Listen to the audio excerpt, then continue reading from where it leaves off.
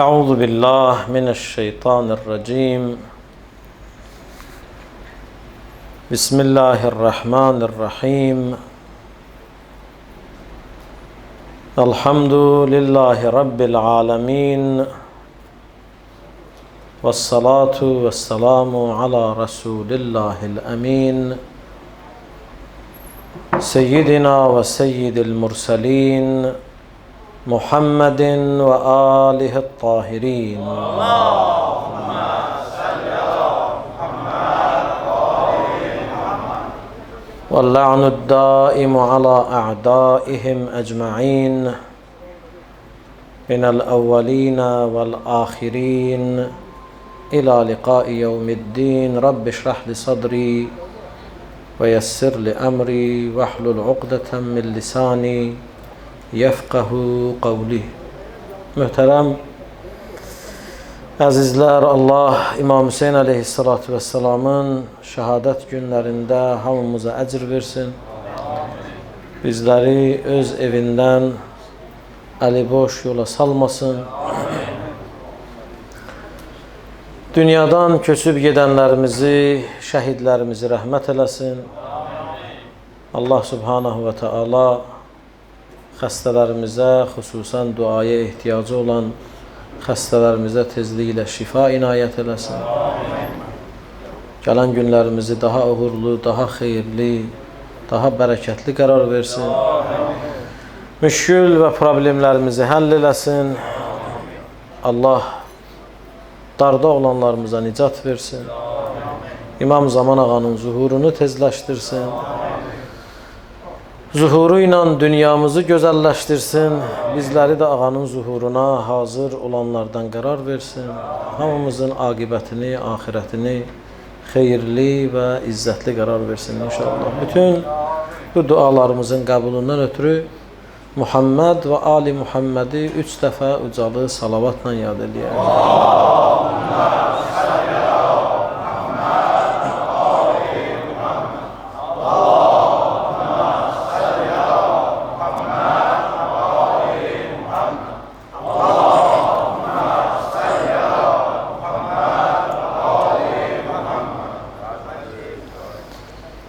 Hüseynlə özümüzü islah edək silsiləsində bu gecəki söhbətim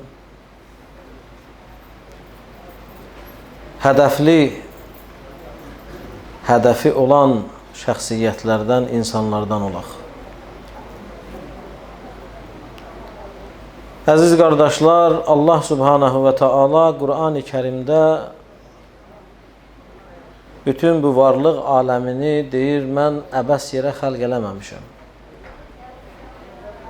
Boş yerə heç bir şey xəlq olunmayıb.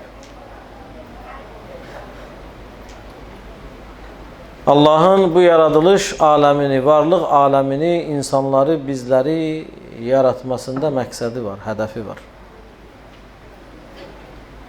Biz insanlar da bu günləri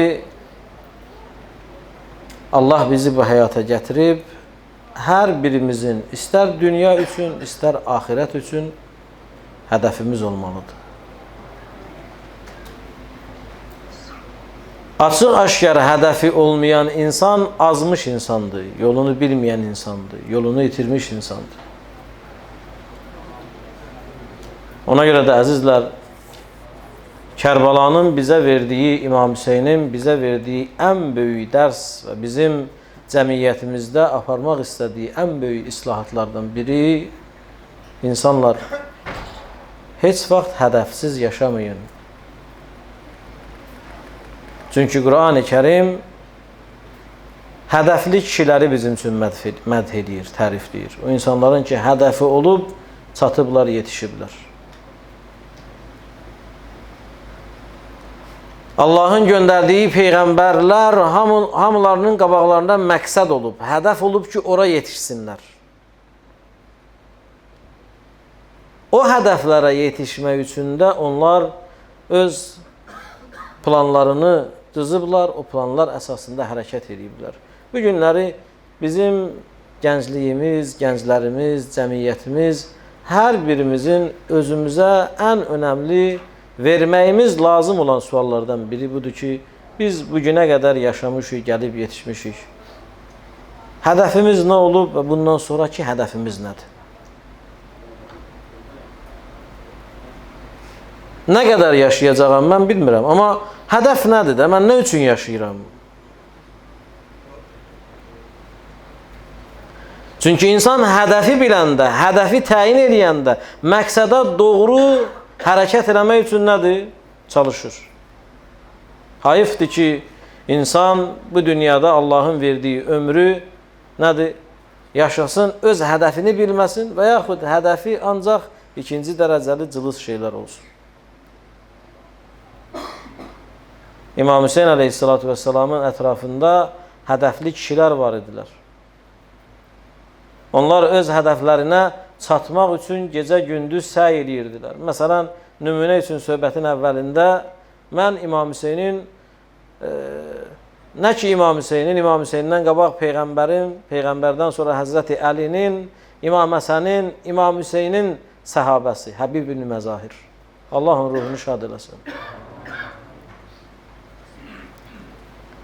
Həbib ibn Məzahirə Həzrəti Əli əleyhissalatu vesselam belə demişdi ki, Həbib, sən şəhid olacaqsan.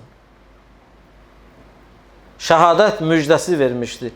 Həbib ibn Məzahir Həzrəti Əlinin dilindən bu sözü eşidən gündən o şəhidlik gününü gözləyirdi. Haçan mən şəhid olacağam. Çünki böyük insanlar həmişə özlərinə dua eləyəndə yataqda sadə ölüm özlərinə arzulamayıblar. Çünki ölüm iki cürdür. Bir ölüm var ki, o səni tələb edir. Bir ölüm var, sən onu tələb edirsən. Sən onun ardınca gedirsən. Səni istəyən, sənin sorağıma gələn ölüm o adi ölümdür. Əzəllə olan ölümdür. İnsan müxtəlif formada hər birimiz öz canımızı Allaha verəcək, bu əmanəti tapşıracaq. Bu bir qanundur, bu olacaq. Amma bir ölüm də var ki, insan özü onu axtarır. Ona hər insan yox, böyük insanlar axtarır, o da şəhadətdir. Əli ibn Əbi Talib əleyhissalatu vesselam Həbib ibn Məzahirə bu vədəni vermişdi. Həbib hər fürsətdə Əlidən soruşurdu ki, ya Əli, nə oldu? Peyğəmbərlə döyüşlər bitdi, şəhid olmadım. Ya Əli, səndən döyüşlərin hamısında iştirak eləmişəm, hələ də şəhid olmamışam. Sən mənə vədə vermirsən. Mən bilirəm ki, sənin sözün haqdır, haçansı olacaq. Həzrəti Əli deyir, Həbibə dedi ki, Həbib, sən elə bir şəxsin qarşısında şəhid olacaqsan ki, onun qarşısında şəhid olmaqlıq mənim qarşımda şəhid olmaqdan qat-qat üstündür. Dedi, ya Əli, elə bir şəxsiyyət var ki, səndən üstün olsun. Və onun qarşısında şəhid olmaqlıq sənin qarşında şəhid olmaqdan üstün olsun. Dedi, bəli. Gün gələr, sən mənim oğlum Əbi Əbdillahil Hüseynin qarşısında şəhid olacaqsın. O gündən Həbib gözləyirdi.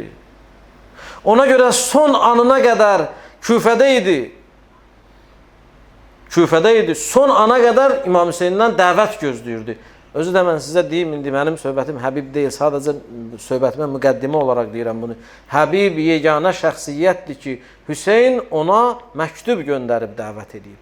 Dəvətnamə göndərib onun üçün.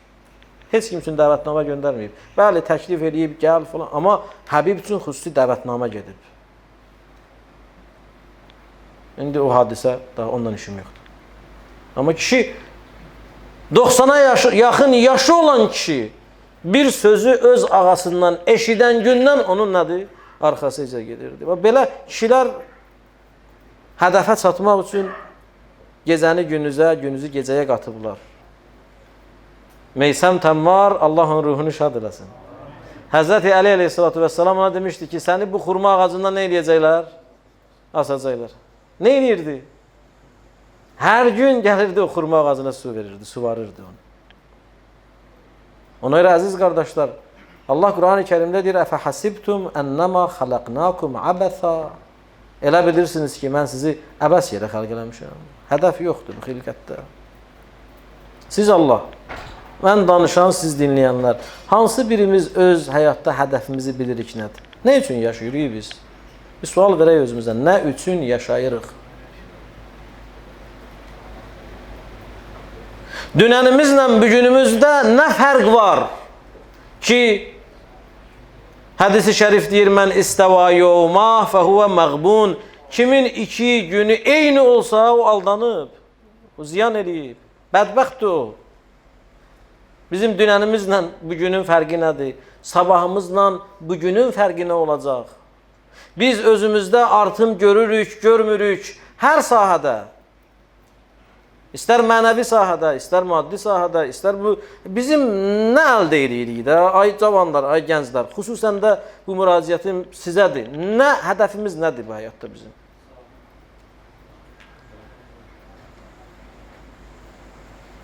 İmam Hüseyin əleyhissalatu vəssalamın Kərbəlada bizə verdiyi ən böyük dərs bax budur. İslahat aparmaq istəyir. Hədəfsiz heç kim yaşamasın.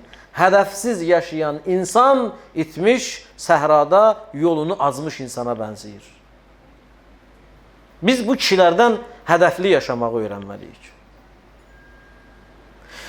Quran-ı Kərim hədəfli kişiləri bizim üçün mədh edir. İbrahimi mədh edir, Yusufu mədh edir. Allahın salamı olsun onlara. Bizim Peyğəmbərimizi mədh edir. O kişilər hədəfli kişilər idilər. Hədəflərin təyin eləmişdilər. O hədəfə çatmaq üçün nə lazım idisə onu nə edirdilər? İcra edirdilər. Təəssüf ki, bizim hədəfimiz yoxdur. Bəzi hədəfimiz olan insanlar da hədəfə yetişən kimi elə bilirlər ki, hər şey əldə olundu. Ona görə də öz yerimizdə addımlı yürüyük. Məsələn, əgər bir nəfərin hədəfi müəllim olmaqdırsa, ciddi şəkildə onun üçün nə eləməlidir? Səy eləməlidir. Amma yaxşı hədəfə çatdı, oldu müəllim. Çox gözəl. Ondan sonra bu günlərin müəllimlər var, həkimlər var, öz üstündə çalışırlar, yeniliklərlə ayaqlaşırlar. Müəllim var ki, elə o tarix kitabını götürüb üniversiteti qutaran kimi, haman diplomu alan kimi çevir tatı, vur tatı, eyni sözü deyir. Dünya hara gedib, hara yerində addımlayır. Həkim var elə nə bilirdi o vaxt üniversitede oxuyub odur. Amma həkim var, çalışır, sənətkar var, çalışır, hər sahədə, hər peşədə. Biz əgər hədəfimiz budursa, hədəfə çatdıq, tormuz vermə, stop eləmə. Qalmayıb. Çünki yeniliklərlə bizim cəmiyyətimiz nə eləməlidir? Ayaqlaşmalıdır. Biz ayaqlaşmadığımız təqdirdə məhv oluruq, qalırıq. Ona görə Quran-ı Kərim baxın, hədəfli insanlar kimlərdirlər və hədəfli insanların xüsusiyyətləri nədir? Onlar hansı mərhələlərdən keçməlidirlər? Yəni Quran ayələri ilə bu ayələri oxuyaq, özümüzə tətbiq eləyək, görək, hələ biz o hədəfli insanlardan var, bizdə o hədəf yoxdur. Allah Quran-ı Kərimdə hədəfli insanlar deyir, 3 mərhələdən keçirlər. Birinci mərhələni rüşd mərhələsi adlandırır. İkinci mərhələ bəsirət mərhələsi. Üçüncü mərhələ hidayət mərhələsi. 3 dənə mərhələ. 3 cür vəsf edir hədəfli insanları 3 cür vəsf edir. Biz bu 3 vəsfə diqqət eləsək, görərik ki, bunların ardıcıllığı var. Birinci rüşd, deyəcəm indi rüşd nədir? İkinci bəsirət, üçüncü isə nədir? Hidayət. Baxın, əzizlər, Allah Quran-ı Kərimdə İbrahim Peyğəmbər barədə Ənbiya surəsinin 51-ci ayəsində belə deyir. Deyir, وَلَقَدْ آتَيْنَا إِبْرَاهِيمَ رُشْدَهُ مِنْ قَبْلُ وَكُنَّا بِهِ عَالِمِينَ. Biz İbrahim hələ öncədən, qabaqcadan doğru yolu verdik. Yəni rəşidlik verdik ona. Və biz onu bilirdik və biz bunu bilirdik. Yəni biz İbrahimi bilirdik ki, hədəfli kişidir. İndi rəşidlik nədir? Bu mərhələ nədən ibarətdir? Biz indi deyək ki, məsələn, hər bir hədəfli kişi bu mərhələni aşmalıdır. Rüşd və rəşidlik ki, ayədə keçib onun adı, bu nədir də? Biz hansı insana rəşid deyirik? Əzizlər, qısa bir cümlə ilə insanın rəşid, yəni doğru yolu bilməsi onun fitrətinin oyaq olmasıdır. Nə deməkdir fitrətinin oyaq olması? Yəni Allah Subhanahu və Teala bizi fitrət üzərində yaradıb. Bizim fitrətimizə uyğun bəzi xüsusiyyətlər var. Fitrətin oyaqlığı rəşidlik deməkdir. Biz fitrətimizə uyğun şeyləri əgər hiss ediriksə, o fitrətimizə uyğun şeyləri qəbul edirik, fitrətimizə uyğun olmayan şeyləri rədd ediriksə, biz rəşid insanlarıyıq. Biz hədəfli insanlarıyıq. Yəni o hədəfə doğru gedən birinci mərhələni əldə eləmiş olmuşuq. Məsələn, Allah Quran-ı Kərimdə nə deyir? Deyir, فَأَقِمْ وَجْهَكَ لِلدِّينِ حَنِيفًا فِطْرَةَ اللّٰهِ فَتَرَ النَّاسِ عَلَيْهَا. Allah bütün insanları fitrət üzərində yaradıb. Əgər Quran-ı Kərim, şəriət, İslam bizə deməsə də, bizim fitrətimizdə var ki, zülm pis şeydir. Yalan danışmaq pis şeydir. Haqqa girmək pis şeydir. Doğru danışmaq yaxşı şeydir. Yetimə kömək eləmək yaxşı şeydir. Bax, bütün bu şeylər hələ Quran-ı Kərim, ayə, hədisi, bunlar bir tərəfə qoyaq. Bizim fitrətimizdə, içimizdə var. Əxlaqi dəyərlər bizim fitrətimizdəndir. Allah bunu bizim zatımıza qoyub, fitrətimizdə qoyub. Bu fitrətin oyaqlığı rəşidlik deməkdir. İnsan əgər yaxşını pisdən ayıra bilirsə, əgər fitrətinə uyğun hərəkət eləyə bilirsə, oyaqdırsa, bu insana rəşid insan deyirlər. Ona görə baxın, mən fiqdə bir termini sizin yadınıza salım. İslam şəriətində qız uşağı, heç vaxt evlənməmiş bakirə qız uşağı atasının və yaxud atasının, yəni babasının icazəsi olmadan evlənə bilməz. Onun kəbini batildir. Bu ancaq qız uşağına aiddir ya. Bir dəfə evlənib boşanan qadına aid deyil. Oğlana da aid deyil. Oğlan öz qərarını verə bilər. İslam şəriətinə görə. Amma qız uşağının əmri, onun kəbininin doğruluğu kimin əlindədir? Atasının əlindədir. Onun vəlisi onun atasıdır və yaxud atasının atasıdır. Və bəziləri deyir nədir? Ata-atası varsa, onun evlənmə məsələsində babanın da rəyi önəmlidir. İkisi də rəyi verməlidirlər. Yaxşı, İslam şəriətində qadın, heç vaxt ailə qurmamış qadın, qız uşağı öz qərarını verə bilər, müstəqil şəkildə ailə həyatı qura bilər. Məşhur alimlərin nəzərində yox, amma bir dənə şərt var. Əgər rəşidə olsa, bu sözə görə dedim, bu söz. Rəşidə nədir? Yəni, onun fitrəti oyaq olsa, özünü müstəqil şəkildə idarə eləmək qabiliyyətinə malik olsa, əgər yaxşını pisdən ayıra bilsə, fitrətində olan bütün məsələlər ona ötədə atadan asıl deyil, uşaq deyil bu. O halda bəzi alimlər nə deyir? İcaza var ki, qadın öz qərarını versin. Qadın, yəni qız uşağı öz qərarını versin. Bax, rəşidlik budur. Fitrətin oyaqlığı. İnsan fitrətdə Allah qoyub ki, zülm pisdir, yalan pisdir. Allah subhanahu və teala insanın fitrətində qoyub ki, ədalətli olmaq yaxşıdır, doğrunu sevmək lazımdır. Və ilə axır. Ona görə Allah subhanahu və teala, əzizlər, İbrahimi bu ilk mərhələ ilə vəsf edir, nə deyir? وَلَقَدْ آتَيْنَا إِبْرَاهِمَ رُشْدَهُ مِنْ قَبْلِ. Biz İbrahimə öncədən açıq-aşkar yolu vermişdik. Yəni, o fitrətən bu kişi belə idi, ayıq insanıdır, hüşyar insanıdır, yaxşını pisdən ayıra bilirdi. Bu günləri hədəfli gənc, bax, görək, o ayıq olsun, yaxşını pisdən ayıra bilsin. Bu zamanada biz çox təhlükəli bir zamanada yaşayırıq. Bu günləri bizim bəzi gənclərimizə desiniz ki, qatıq qaradır deyərlər qaradır, ağdır deyirlər ağdır. Öz hüşyarlığı yoxdur. Fitrət yatıb. Fitrət özündən gedib, bu fitrəti oyatmaq lazımdır.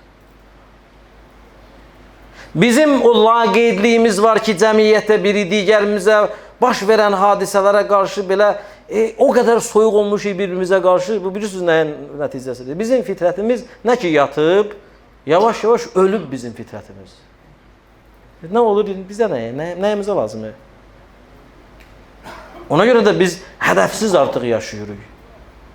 Ona görə də Allah eləməsin, bəzi cərəyan eləyən hadisələrə qarşı, dostuğa qarşı, qardaşa qarşı, qohuma qarşı bu laqeydliklər bəzi hədisləri bizə şamil eləyir ki, hədis-i şərif deyir, mən asbaha və ləm yəhtəmmə bi umuril musliminə fəleysə minhum. Kim gecə yata, səhər dura müsəlmanın, qardaşının, dostunun, onun kimi bir müminin, bir müsəlmanın başına gələn bir işə laqeyd yanaşa, deyə mənim nəyimə lazımdır? Deyil. Mənlik deyil. O bizdən deyil Peyğəmbər deyir. Yəni müsəlman deyil. Bu birinci mərhələ. Hədəfli insanda nə olmalıdır? Rəşidlik olmalıdır. Yəni fitrəti oyaq olmalıdır. Baxın, İbrahim əleyhissalatu vesselamda bu necə də oyaq idi. Mən istəyirəm İbrahimin bu rəşidliyini görək. Quran-ı Kərim bizim üçün onu vəsf edib. Ayədə baxın nə deyir? Ənbiya surəsinin 52-ci ayəsində deyir: İz qala li abihi və qavmihi ma hadihi təmathilul lati entum laha akifun. Deyir, gəldi gördü ki, burada atası deyir, bilirsiniz ki, ayədə məqsəd atadan onun əmisi olub. Azər İbrahimin əmisi olub.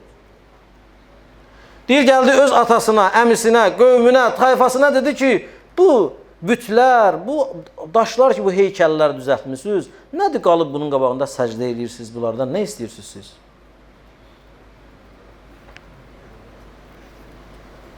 Növbəti ayədə, bax bu ayədə Allah nə demək istəyir?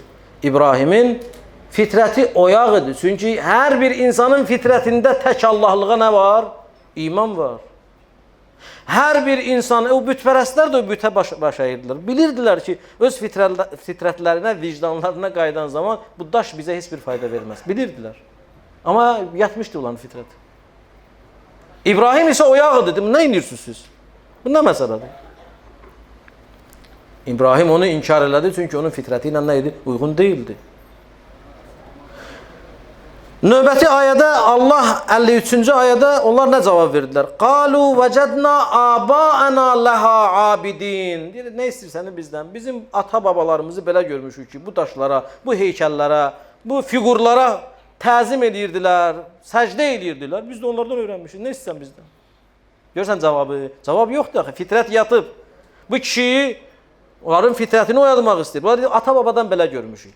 Bax, bizim də bax, nə qədər ata-baba belə eləyib, adətimiz belədir, belə olmalıdır desək, öz hədəfimizi unutsaq, heç vaxt bir yerə gedib çata bilmərik. Növbəti ayəyə baxın, İbrahimin dili ilə 54-cü ayədə Qalə ləqəd kuntum əntum və abaukum fi dalalin mubin. Deyir, siz və sizin ata-babalarınız açıq-aşkar zəlalətdəydiniz. Ata-baba bir səhv eləyibsə, mən də o səhvin dalıyca getməliyəm.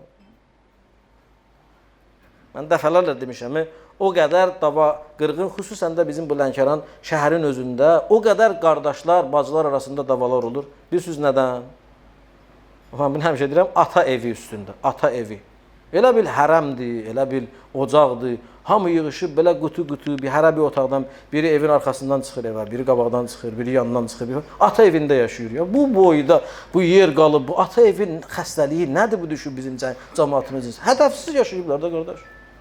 Ata evi. Bu ona halal eləmir, o ona halal eləmir. Gör, dar çərçivədə yaşayışları haram, dediyi qodu, nə rahatlıq var, nə bir şey var. Hədəfsizlik, kişi, ata evi, Allah atanın canını salamat eləsin. Nə elədi, getdi, Allah rəhmət eləsin. Hələ ata gedən atanı da gecə-gündüz söyürük. Gör, nə günə qoyub bizi. Biri pəncərədən girir, biri qapıdan girir. Hədəfsizlik də budur. Ona görə bax, insanın ata-baba belə eləyib, mən də belə eləməməliyəm. Bəlkə o səhv eləyib, bu məntiqsizlikdir. Bir sən öz fitrətivə qayıt. İkinci mərhələ, əzizlər, Quran-ı Kərim deyir, bəsirət mərhələsidir. Baxın, mən çox uzatmaq istəmirəm hədəfə gəlmək üçün. Allah Yusuf surəsinin 108-ci ayəsində deyir, Qul hadihi səbili əd'u ilallahi ala basirətin. Denəm, bu mənim yolumdur. Mən bu yola bəsirətlə dəvət edirəm. Mən və mənə tabi olanlar. Yəni, bizim yolumuz, bəsirətimiz açıqdır. Biz kör-körana dəvət eləmirik. Hədəfli kişinin birinci xüsusiyyəti, mərhələsi nədir? Rəşidlikdir. İkinci mərhələsi bəsirətdir. Bəsirətli olmasıdır. Yaxşı, bəs bu bəsirət nədir? Çünki Allah subhanahu və teala bəsirətli insanla bəsirəti olmayan insanı eyni səviyyədə saymır. Quran-ı Kərimin Fatir surəsinin 19-cu ayəsində Allah nə deyir? وَمَا يَسْتَوِي الْأَعْمَى وَالْبَصِيرِ Körlə bəsirətli görən eyni şeydir. Eyni deyil heç vaxt. Kör kördür. Nədir? Görən isə görəndir də. Sonra Allah Fatir surəsinin 20-ci ayəsində deyir Və ləz-zulumatu və lən-nur. Zülmətlə nur eyni deyil. Bir insan ki, körlə görəni eyni sayır, zülmətlə nur onun üçün fərqli deyil, bu bəsirətsiz insandır. Yaxşı ilə pisi ayıra bilməyən. Baxın, Peyğəmbər sallallahu aleyhi və səlləm xulasa, əgər desək ki, bəsirət nədir? Peyğəmbər bir cümlə ilə bizə bəsirətli insanı izah edir. İndi biz hansı insana deyək ki, bunun bəsirəti açıqdır, bəsirətli insandır? Kimdir bəsirətli insan? Peyğəmbər görüm nə deyir? Deyir, Rəhimallahu abdən, arafə min eyn və ilə eyn və fi eyn. Allah rəhmət eləsin, rəhm eləsin o kişiyə ki, bilər ki, mən hardan gəlmişəm, hardayam və haraya gedəcəyəm. Bu üç dənə sualı bilsə, cavabını bilsə, bu insana nə deyirlər? Bəsirətli insan. Öz məbdə başlanğıcını bilsə, hardan gəlmişəm. Və mən indi hardayam, hansı yoldayam, hara gedirəm, hara gedəcəyəm. Hədəf, hardan başladım, hara gedirəm və hardayam. Bu üç suala biz əgər cavab verə bilsək, biz oluruq bəsirətli insan Peyğəmbərin diliyini. Hədəfli insan, bax bu üç sualı bilməlidir və cavabını da bilməlidir. Biz hardan gəlmişik? Hamımız bilirik ki, əvvəlimiz Allahdandır, Allahdan gəlmişik. Hara gedirik? Allaha tərəf gedirik. İnna lillah və inna ileyhi raciun. Biz Allah üçünük, Allahdanıq və Allaha tərəf də nədir? Qayıdacağıq. Bu biz istəsək də, istəməsək də. Başqa bir ayədə Allah İnşiqaq surəsinin 6-cı ayəsində baxın nə deyir? Deyir, ya eyyuhəl insan, ey insan, innəkə kadihun ilə rabbikə kədhən fəmulaqih. Ey insan, müsəlman yox ha, insan, kafir, mömin, fasik, hansı məzhəbdə olur, hansı əqidədə olur olsun, fərqi yoxdur. Deyir, ey insan, sənin çaban, sənin yorulman ancaq Allah üçündür. Sən nə eləyirsən, elə bilirsən özün üçün eləyirsən. Sən hər addımında Allaha yaxınlaşırsan. Və sən Allahı mütləq görəcəksən. Yəni mütləq, yəni görüşəcəksən. Görmək gözlə yox, Allahın görüşündə olacaqsan. Bunu fasik də görəcək, kafir də görəcək, mömin də, kafir də. Hamımızın getdiyimiz yeri oradır da. Nə qədər səy eləyirik, çabamız nədir? Allah Qur'an-ı Kərimdə deyir? İnnə ilə rabbikəl ruc'a. Sənin sonun qayıtmağın Allahadır. Tutardı. Bu hər birimizdə belədir. Fərq yoxdur mənlə sənin aranda, yaxud alimlə qeyri-alimin arasında, kafirlə müminin arasında. Hamısının səyi yavaş-yavaş bitə hara gedirik? Allaha tərəf gedirik də bizim işimiz odur. Ona görə əzizlər, bəsirətli insan hansı insandır? Öz əvvəlini, axırını bilən və əvvəldən başlanmış o yolda axıra hansı yoldadır, necə gedir? Onu diqqətdə saxlayan insana bəsirətli insan deyilir. Hədəfli insanın ikinci mərhələsi və budur, bəsirətli olmaq. Biz hamımız Allahın görüşünə gedəcəyik. Lakin Allah bizim görüşümüzə necə gələcək? Ya Allahın, belə deyək də, məcazi mənada iki cür, yəni görüşə gələndə insanların görüşünə iki üzlə gəlir. Ya yaxşı üzlə gəlir, rəhmət sifəti ilə gəlir, ya da nədir, qəzəblə. İndi biz Allahla görüşəndə hansısına layiq olarıq, onu Allah bilir. Ona görə əzizlər, bu dünya bunun 70 ili də, 80 ili də, 100 ili də elə keçir ki, heç kim onun keçməyini bilmir. Dəfələrlə mən bəzən o hədislərə əsasını 70, 80, 90 yaşlı kişilərlə danışanda deyirəm ki, 80 yaşım var da, indi mənim yaşımın 2 qatını yaşamısan. Bu həyat necədir? Necə gəldim? Çox uzun ömür hesab olunur da, biz gənclər belə hesab edirik. Deyir, valla, dünən məktəbə gedirdim, indi bu günlər 80 yaşım var. Bilinmir. Mənalı yaşamayan da, valla insan da geriyə baxırsan, nə yaşamışıq biz? Nədir də biz? Sabahları biz nə ilə yadda qalacaq? Düşünürük. Nə ilə yadda qalacaq da? Hədəf olmayan da insan belə çabalayır, bilmir nə üçün çabalayır.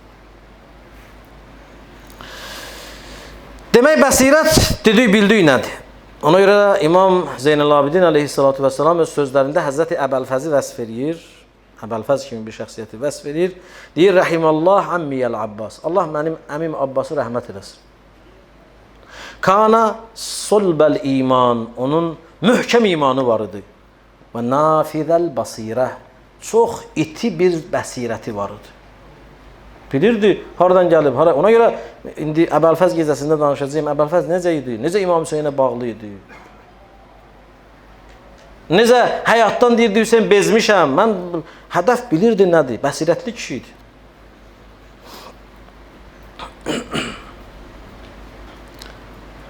Biz öz hədəfimizi bilməliyik ki, Allah bizi belə Allah bizi öz xəlifəsi yaradıb. Çünki Allah bizi xəlq eləyəndə mələklərə nə dedi? Mələklərə dedi: "İnni cailun fil ardı xəlifə." Mən istəyirəm ki, yer üzündə öz xəlifəmi yaradım. Kimdir Allahın yer üzündə xəlifəsi? Adəm və Adəmin övladları. Sən Allahın xəlifəsisən, mən Allahın xəlifəsiyəm. Biz o Allahın xəlifəsi olmağına layiqli formada yaşayırıq, yaşamırıq. Bilmirik.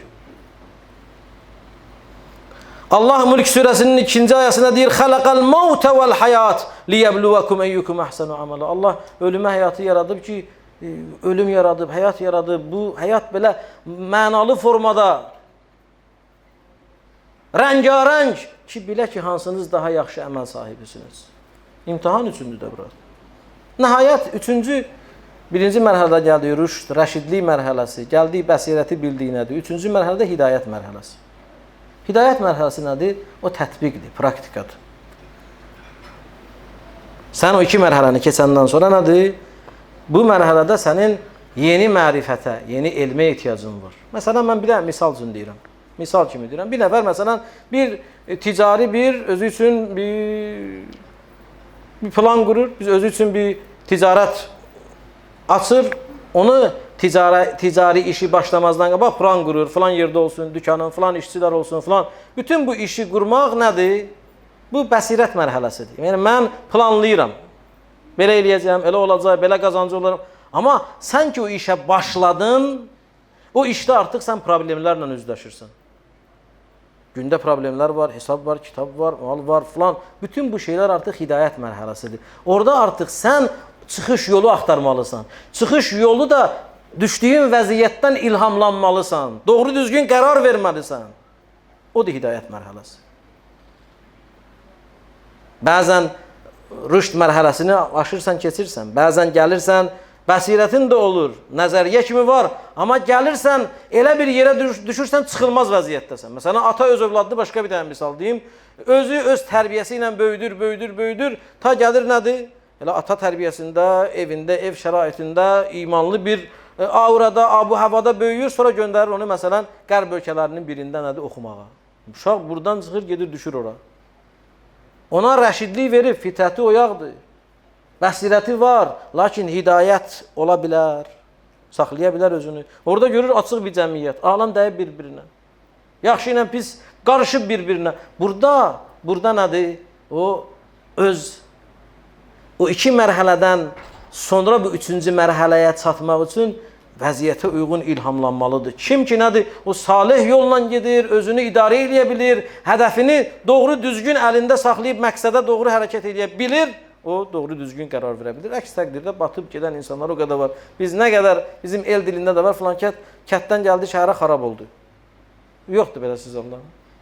Nə qədər belə gənclər olub, istər qızlar olsun, istər oğlan. Məsələn, belədir də, insan dar bir şəraitdə yaşayır. Çıxırsan, gedirsən daha geniş bir yerə, özünü zəbt edə bilmirsən, məhv olursan. Əxlaqi dəyərlər gedir, insani dəyərlər gedir. Bax, bu hidayət belə demək deyil ki, bu yaxşı tərbiyə görməmişdir. Belə deyil. Biz bəzən bunu görürük ki, bunun valideynləri buna yaxşı tərbiyə verməmişdir. Belə deyil. Bəlkə də valideyn yaxşı tərbiyə vermişdi. Hər şey yerində idi, amma hidayət mərhələsində büdrədir, özünü saxlaya bilmədi. Ona görə baxın, Qur'an-ı Kərim hədəfli kişiləri bu üç mərhələ ilə nə edir, vəsf edir ki, insan bu üç mərhələdən nə eləməlidir? Keçməlidir. Ona görə Allah Subhanahu və Teala səy istəyir. Ənkəbut surəsinin 69-cu ayəsini oxuyuram sizin. Baxın, Allah nə deyir? Deyir, وَالَّذ۪ينَ جَاهَدُوا ف۪ينَا. O şəxslər ki, bizim yolumuzda cihad edirlər, yəni çalışarlar. Ən böyük cihad hansı cihaddır? Peyğəmbər deyir. Nəfslə olan cihazdır. Belə cihaddır da belə döyür. Döyüşdən sonra Peyğəmbər dedi ki, siz kiçik cihadda müvəffəq oldunuz, Allah sizi böyük cihadda müvəffəq eləsin. Demək, insan cihad eləyir, öz nəfsi ilə cihad eləyəndə ən böyük cihadı yerinə götürür. Ayə nə deyir? Deyir, وَالَّذ۪ينَ جَاهَدُوا ف۪ينَا. O şəxslər ki, bizim yolumuzda cihad eləyərlər. Nə eləyərəm? deyir lənəhdiyənnəhum subulana. Biz onları öz yolumuza hidayət edərik. Doğru düzgün yolu göstərərik. Sən Allahla ol. Yaxşı əziz qardaşlar, hədəfli kişilərin hansı xüsusiyyətləri olmalıdır? Biz deyirik ki, bizim İmam Hüseyin məktəbindən hədəfli olmağı öyrənək. Hansı xüsusiyyətlərə sahib olmalıyıq? Hansı sifətləri özümüzə cəm eləməliyik ki, biz bu hədəfli kişilərin sırasına daxil ola bilək? Mən bir neçə xüsusiyyəti elə üstündən keçərək deyirəm. Onun hərəsi bir mövzudur. İnşallah Peyğəmbər zamanında özəli bir salavat deyir.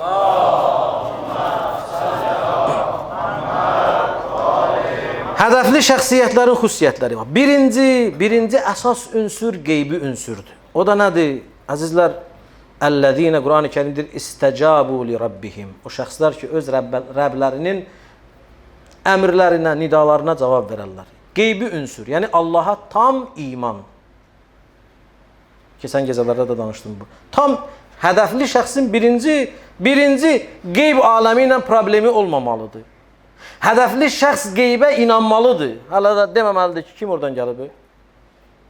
Qeyb o aləmdə problemi olmamalıdır. Yəni, onun qəlbi iman nuru ilə dolu olmalıdır. İkinci ünsür isə, əziz qardaşlar, əməli məsələdir. Əməlləri yerində olmalıdır.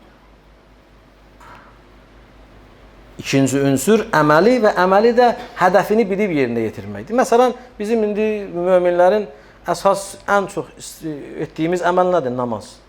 Allah bizdən namaz qılmaq istəməyib. Baxın, Qur'an-ı Kərimdə namaz qılmaq istəməyib və namaz qılanları vəsf eləməyib. Namazı dirçəldib bərpa edənləri. Əksinə, bəzi ayələrdə vaylun lil musallin, vay olsun namaz qılanlara. Bax, ərəb dilində musalli namaz qılandır. Amma Allah subhanahu və teala ki, insan bizdən istəyib nədir? Yuqimunəs-salah və yu'tunəz-zəkah. Nədir? Namazı dirçətmək, bərpa eləmək. Fərq var namaz qılanla namazı tam formada qılan arasında. Bunların ikisinin arasında, yəni musalli ilə muqimus-salah, yəni namazı qılanla namazı dirçəldən, bərpa eləyən həqiqi qılan arasında fərq nədir? Biri əyilib durur, namaz qılır. Bizim kimi də. Bilmirik, nə edirik. Amma digəri isə namazın hədəfini bilir. Namazın hədəfi nədir? Qur'an-ı Kərim nə deyir? Deyir, İnnəs-salətə tənha anil fəhşai vəl-munkər. Həqiqətən də namaz insanı pisliklərdən nə eləyir? Uzaqlaşdırır. Əgər mənim namazım məni yalandan uzaqlaşdırmırsa, mən namazı iqamətüs-salah, namazı dirçəldən, bərpa eləyənlərin mərhələsinə çatmamışam. Yəni, əməlimdə problem var. Əyilirəm, dururam. Əgər mən hələ də yalan danışıram, mən qeybət edirəm, mən pis işlər görürəm, mənim üçün halal haramın fərqi yoxdur, mənim üçün tərəzi önəmli deyil, 100 qramdır, 50 qramdır vururam, gedir də... Bunlar əgər mən namaz qılmasam, belə Peyğəmbərin əbasında da namaz qılsam mənə çarə yoxdur. Çünki namaz qılanlar söhbəti gedmir ki, namazı hədəfini bilib ora çatmaq söhbəti gedir. Ona görə ikinci xüsusiyyət budur ki, biz ikinci məsələdə qeybə imandan sonra əməllərimizə diqqət edək ki, əməli Allah istəyən kimi yerinə yetirək. Namaz nə üçündür? Onu o cür qılaq. Yox, belə bizə ayə şamil olmasın ki, vay olsun namaz qılanlara, bizə də şamil olsun. Nə var əyilib durmağa? Bizim Allah öz payıma edirəm, namazdan başqa heç nəyimiz yoxdur. Bir dənə ot, onu qılır. Nə edir? Bir dənə Ramazan gəlində gözləyir, oruçdur. Başqa nə edir? Belə qalmışıq lotu Allahın qabağına biz ibadət edirik. Ondan başqa heç nəyimiz yoxdur. O da belə formadır, şəkildir.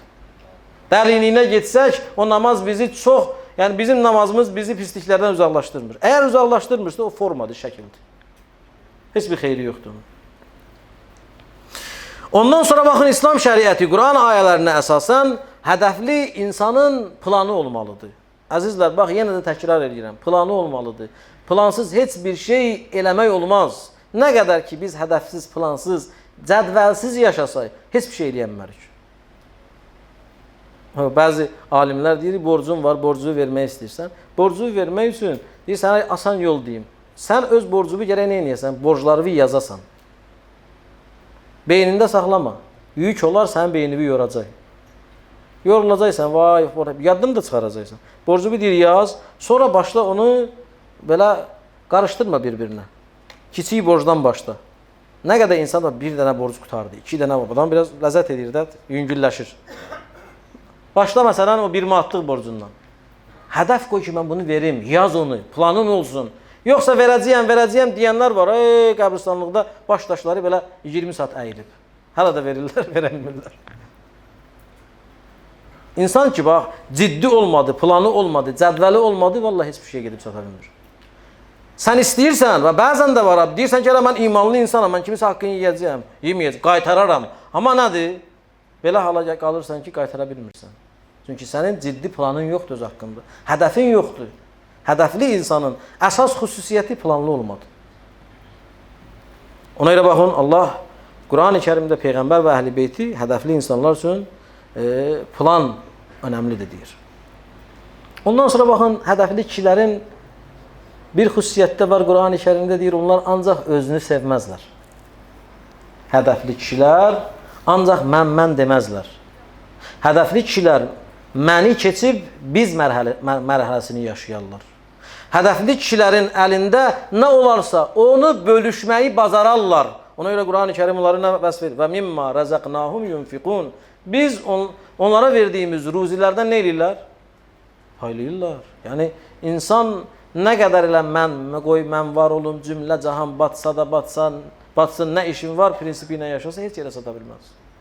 Bu günləri Allah mənə elm veribsə, mən o elmi cəmiyyətin xeyri üçün əgər sərf eləmirəmsə, mən bədbəxt insanam. Əgər Allah mənə güc veribsə, mən onu ancaq özüm üçün, amma o gücdən və yaxud öz sənət peşəmə görə cəmiyyətin o kasıbına, yaxşısı, yəni ehtiyacı olana sərf eləmirəmsə, mən hədəfli insan deyiləm. Ticarət qazanmağa nə var axı? O insan həqiqi insandır ki, hədəfi var, bəli, qazanım, amma həm də mənim verimim olsun. Ona görə baxın, İslam şəriətinin hədəfli kişilər üçün təyin elədiyi əsas xüsusiyyətlərdən biri nədir? Ancaq özünü düşünmə. Mən mərhələsini keç, gəlin mən olmayaq, nə olaq? Biz olaq. Biz olsa ya, vallahi çox şeylər öz yerində olar. Biz deyilik. Çünki biz hələ bir-birimizi hiss eləmirik ki, biz bir cəmiyyətik. Mən deyirəm, sənin başına gələn nəyimə lazım, sən deyirsən, onun başına gələn mənim nəyimə lazım. Ona görə də biz bu gündəyik və bundan da Allah eləməsin, bu cür davam eləsə pis günə qalarıq. Ondan sonra əzizlər, ictimai cəhətdən də hədəfli kişilərə bəzi xüsusiyyətlər lazımdır ki, ondan da tez keçirəm, gəlirəm əsas demək istədiyim məsələyə. Hədəfli kişilərin müstəqil qərar vermə qabiliyyətləri olmalıdır. Sağlam təfəkkürü olmalıdır. Bir insan ki, müstəqil qərar verə bilmir, qərarı başqasının əlindədir, o heç vaxt hədəfli kişi ola bilməz. Mən bir insan kimi öz həyatımın qərarını verməyi bacarmalıyam. Nə qədər qorxuruq, bu şeyi eləsə cəmiyyət bizə nə deyər? Filan kəs nə deyər? Filan kəs nə deyər? Bu şeylərə görə biz özümüzü bədbəxt edirik. Hədəfli kişinin ictimai vəzifələrindən biri qərar vermək qabiliyyətinə malik olmalıdır. Qorxmamalıdır. Doğru qərar verirsənsə, sənin verdiyin qərardan Allah razıdırsa, mən o gün cümə xütbəsində də dedim, bütün dünya qoy sənin əleyhivə olsun. Qorxma. Qərar verməlik önəmli məsələdir. Dünən Hürrün məsələsini danışdım ki, 2 yol ayrıcında qalmışdı. Özümü cənnətlə cəhənnəm arasında görürdü. Hədəfli kişi qərar verməyi bacarmalıdır. Nə elədi? Axırda son anda dedi, vallahi lən əxtara aləl cənnəti şey. And olsun Allah, mən cənnətdən başqası seçməyəcəyəm. Bilirəm mən, oddur bu tərəfdə nədir? Cənnətdir. Qərar verməyi bacarmaq lazımdır. Bu da önəmli məsələlərdəndir. Ondan sonra əzizlər, bir qəribə bir cümlə deyəcəyəm. Baxın, hədəfli kişilərin ağıllarının fövqündə bir ağılları da olmalıdır. Biraz təəccüblü gələ bilər sizə. Ağılın üstündə bir ağıl. Belə deyək də, nəzarətə nəzarət. Ağılın üstündə bir ağıl olmalıdır. Bu nə deməkdir? Yəni, bu günləri mənim beynimdə, bizim beynimizdə, zehnimizdə müxtəlif fikirlər var. Biz gərək bu fikirləri mühakimə eləyək. Bu fikir hardan gəlib? Mən filankəsi sevirəm, məhəbbətim var, hörmət edirəm. Filankəsi görəndə nədir? Ona düşmənçiliyim var. Hamımızda var da belədir. Elə bir insan var ki, sevmədiyi insan olmasın. Mümkün deyil. Lakin bu günləri hədəfli insanın, İslam deyir, şəriət deyir, ağıl deyir, ağlının üstündə bir idarə edici ağıl olmalıdır. Ağlın üstündə ağıl olmalıdır. O nə deməkdir? Yəni sən öz fikirləri idarə eləməlisən. Özünü hesaba çəkməlisən. Sual verməlisən ki, mən bu kişiyə nə üçün düşmənçilik edirəm? Düşmənçiliyimin kökündə nə dayanır? Allah dayanır ya nəfs dayanır?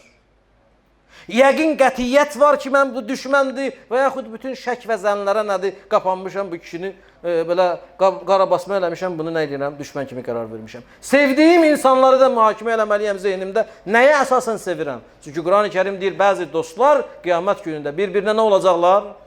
Düşmən olacaqlar. Ona görə də hədəfli kişilərin ən önəmli xüsusiyyətlərindən biri ağıllarının fövqündə bir ağlında olması.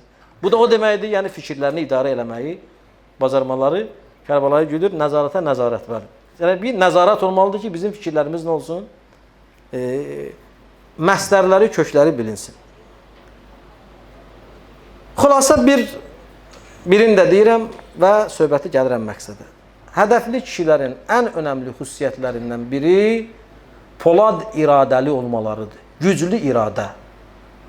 Əgər güclü iradən olmadı, külək əsən kimi yıxılacaqsın. Ona görə əziz qardaşlar, bu günləri biz bu hədəfli kişilərin xüsusiyyətləri ki, qeyd elədim. Bunların hamısını götürün, gəlin Kərbəlaya. Gəlin İmam Hüseyin əleyhissalatu vəssalamın ətrafında olan kişilərə baxın. Bunların necə də polad kimi iradələri olub. Bunlar necə də ölümə nədir? Belə istəyib, bu deyib, mən əvvəl gedim, o deyib, mən əvvəl gedim. Ona görə nədir? Mən İmam Hüseyin əleyhissalatu vəssalamın öz səhabələrinə gözəl bir vəsf edib. Həqiqətən də o vəsf, insan oxuyanda, insan onu dinləyəndə, eşidəndə bilir ki, o kişilər necə kişilər olublar. Mən diqqət edeyim bu sözə.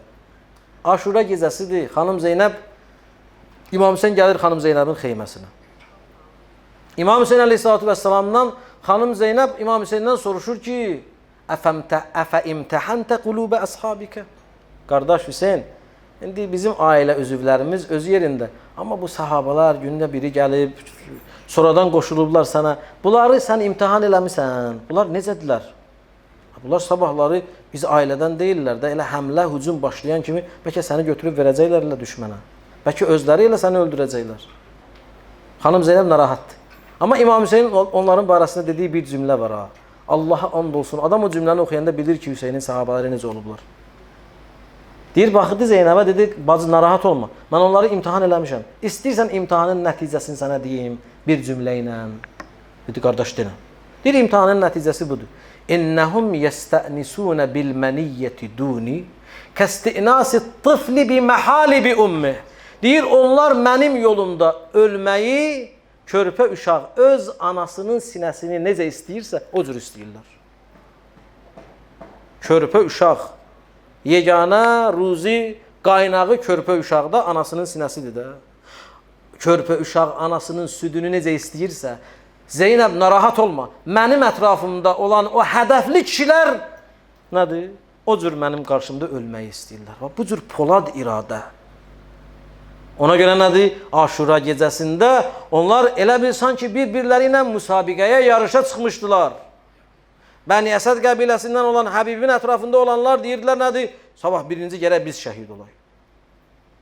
Əbəlfəz deyirdi, Bəni Haşim cavanlarına gərək birinci biz şəhid olayıq. Onlar deyir, yox, onlar İmam Hüseyin Peyğəmbər ailəsidir. Nə qədər biz yaşayırıq, onlar gərək heç bir əziyyət, əzab görməsinlər. Bax, belə kişilər idilər ki, iradə var idi.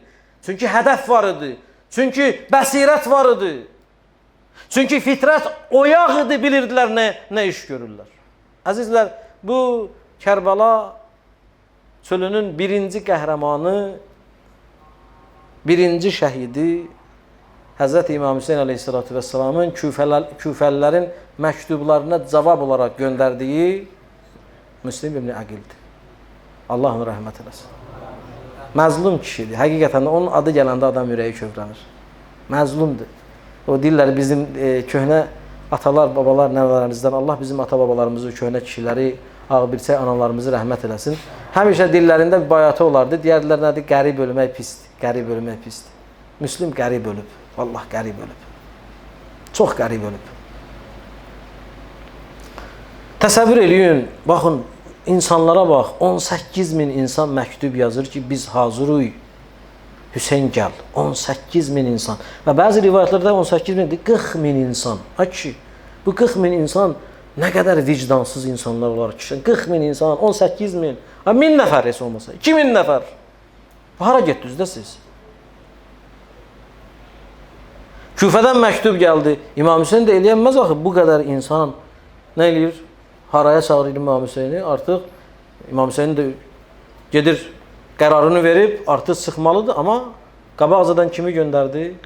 Məzlum Müslim ibn Əqili, get. Əmi oğlu, get. Oradan mənim adıma beyət al, mən də gəlirəm. Baş üstə. Qeydsiz, şərtsiz gəldi Müslim ibn Əqil. Hamınız hadisəni bilirsiniz. Mən əsas yerlərini sizə deyirəm. Müslim ibn Əqil gəldi. Küfəyə girəndən sonra Küfədə olanların beyət elədilər. İmam Hüseynin rəsulu gəlib, İmam Hüseynin səfiri gəlib, hamısı beyət elədi. Lakin bu beyət nə qədər davam elədi? Müslimə baxın, Müslimin ətrafında olanlara baxın. Polad iradəli insana baxın, kişiyə baxın, tək qalanda necə olur? Sən 18 min insana bax. Hamınız hadisəni, bəlkə də filmdə də baxmışsınız. Müslim ibn Əqil pişnamaz dayanır, ətrafında Küfə məscidi ağızdan ağıza doludur, hamı namaz qılır. Şam namazını qılır, baxır arxaya görür, 5-10 nəfər qalıb. Yoxdur. Nədən qorxdular bu kişilər? Bəziləri Übeydullah ibn Ziyadın vədə verdiyi pula İmam Hüseyni satdılar. Öz vicdanlarının dinlərini satdılar. Bəziləri qorxdular, bəziləri dedi bizim evimizi yıxarlar, bəzilərinin balalarını, hərəni bir cür imtihan. Amma polad iradəli insan olmaq hər kişinin sənəti deyil. Bax, o kişilərdən biri Peyğəmbər sahabəsi idi, Şeyxul Qurra, qarilərin şeyxi idi. Bu Aşura gecəsi ən böyük imtihanlardan biri onun başına gəldi. Übeydullah ibn Ziyad Küfədə onun evinə hücum elətdirdi, oğlunu uğratdırdı. Şərt qoydu ki, əgər o İmam Hüseyni tərk eləməsə, onun övladını öldürəcəyəm. Baxın indi bu kişiyə, baxın siz Müslimin ətrafında olan kişilərə. Bu xəbər gəldi, belə qəsdən də xəbəri gətirdilər, yetişdirdilər kimə? Bu kişiyə ki, Şeyxul Qurra, qarilərin şeyxinə ki, sənin oğluvu Übeydullah ibn Ziyad girov götürüb. Əgər Hüseyni tərk eləməsən, səni öldürəcək. Sənin oğluvu öldürəcək. Bala şirindir, övladdan dəyərlisi var. Amma baxın indi bu kişidə olan imana, iradəyə, hədəfə, imana, necə, nə deyimi bilmirəm. Xəbəri gətirənə deyir ki, bu sözü neçə nəfər eşitdi? Deyir ki, biz eşitdik. Deyir, sizə and verirəm Allaha bunu Hüseynə deməyin. Niyə? Deyir, Hüseyn bilsə məni burada qoymaz. Deyər ki, oğlumu qutar. Nə olar? Mən özümü fəda eləməyə gəlmişəm. Mən də, mənim balam da, balalarım da, hər nəyim Hüseynə fəda olsun. Bu cür kişidir ki. Görmüsünüz belə kişiyi. Amma Müslimin ətrafında olanlara bax. Kişi namaz qıldır, baxır arxaya görür, bir 40-50 nəfər adam qalıb. 15 nəfər hamı qaçdı. Sonra isə çıxır namazdan baxır, görür ki, la havlə və la quvvətə illə billah, hamı getdi də. Namazdan çıxır, Küfənin dar küçələrindən gedə-gedə, hər dalanda, hər döngədə 2 nəfər, 3 nəfər qaçır. Axırda deyirəm, Müslim məzlum deyir, axırda tək tənha qalır. Təsəvvür edin, adam danışanda belə dili gəlmir, 18 min ən azı. İndi namaz deyək ki, 1000 nəfər vardı onun arxasında, nə qədər vardı, çox adam olub da bu beyət edənlər. Bu adamlar hara getdilər, ha kişi?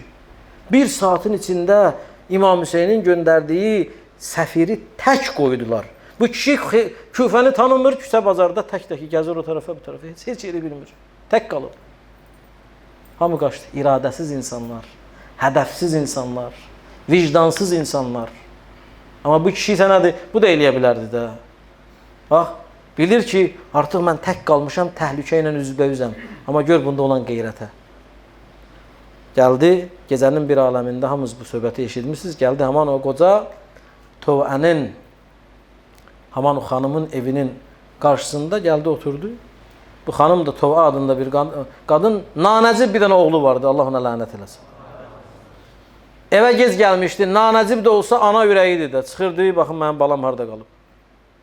Valideyn külbaşdır da, oğlan övladdır da. Çıxırdı, oğlu Hasan gələcək.